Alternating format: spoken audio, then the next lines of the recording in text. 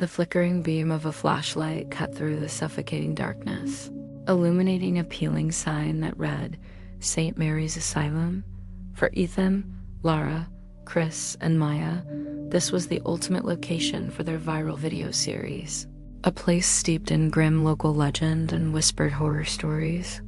Armed with cameras, EMF meters, and a healthy dose of youthful bravado, they intended to capture proof of the supernatural, to document the lingering echoes of pain within these crumbling walls. The heavy front door groaned open under Chris's shoulder, a sound like a drawn-out moan, and a wave of cold, stagnant air washed over them, carrying the scent of decay, dust, and something else, something medicinal and cloying. They stepped inside, the door swinging shut behind them with a deafening, final boom that echoed through the cavernous lobby. It was then that the whispers began, faint at first, like the rustling of dry leaves, but slowly coalescing into distinct sibilant sounds that seemed to slither just at the edge of their hearing. Lara, her hand trembling as she raised her camera, swore she saw a fleeting shadow dart across the far end of the hallway, a figure too tall and thin to be human.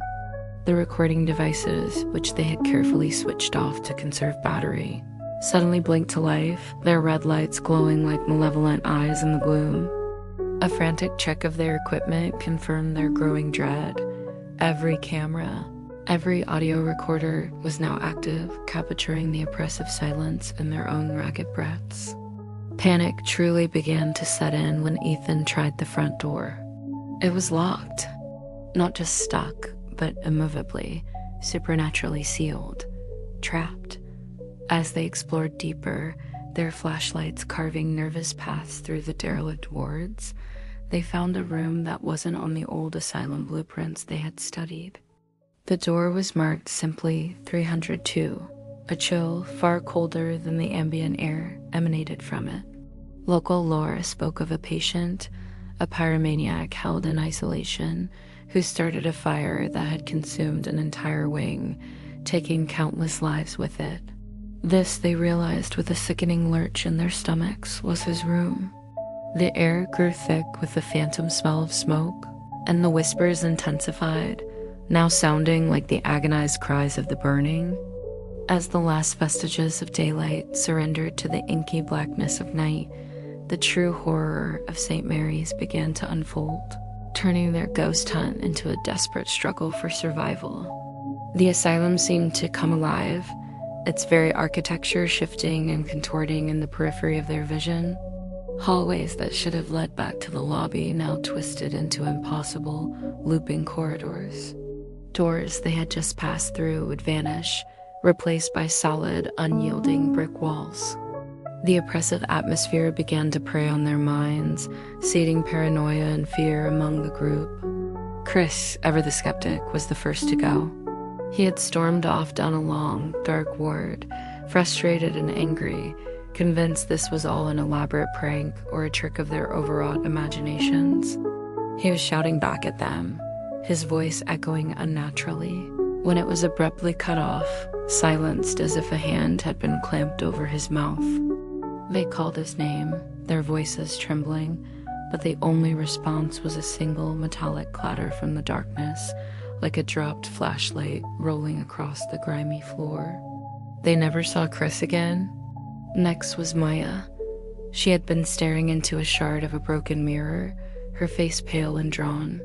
She claimed she could see someone standing behind her in the reflection, a woman with a gaunt face and hollow eyes. When Ethan and Lara looked, there was nothing there but empty space.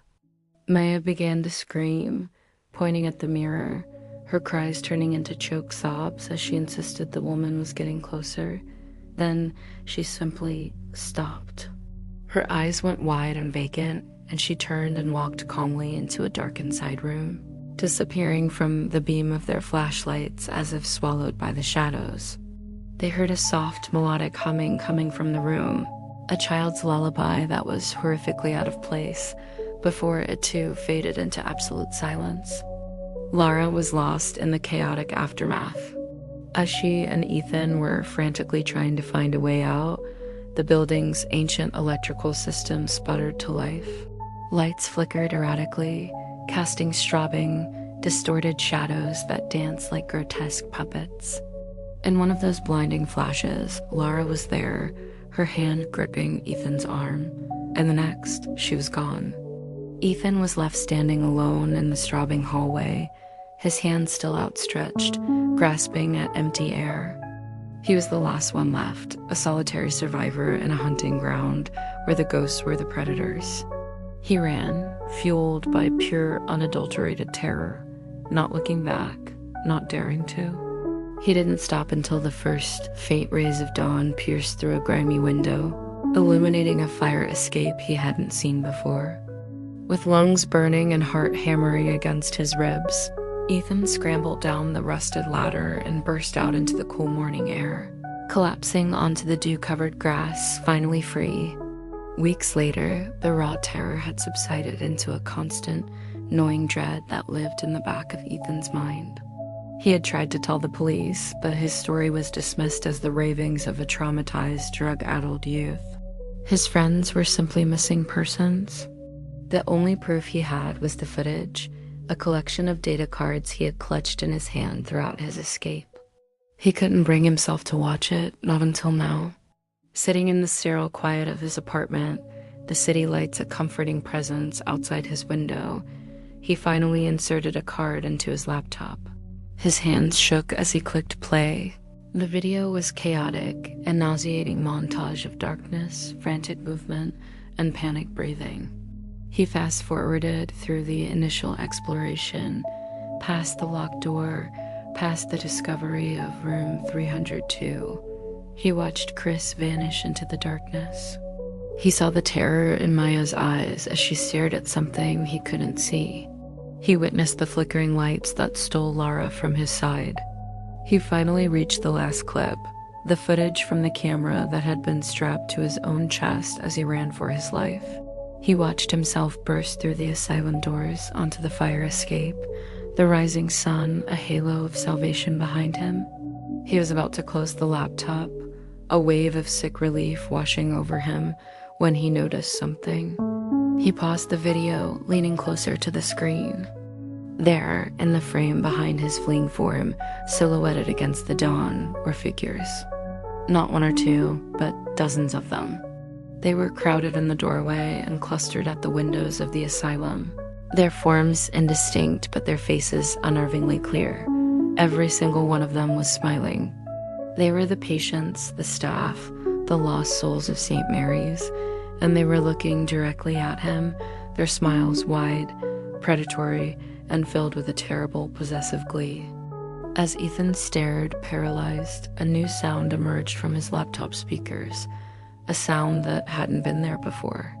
It was a cold, clinical voice, a whisper that seemed to emanate not from the recording, but from the very air around him, chilling him to the bone. "You haven't been discharged yet, Ethan.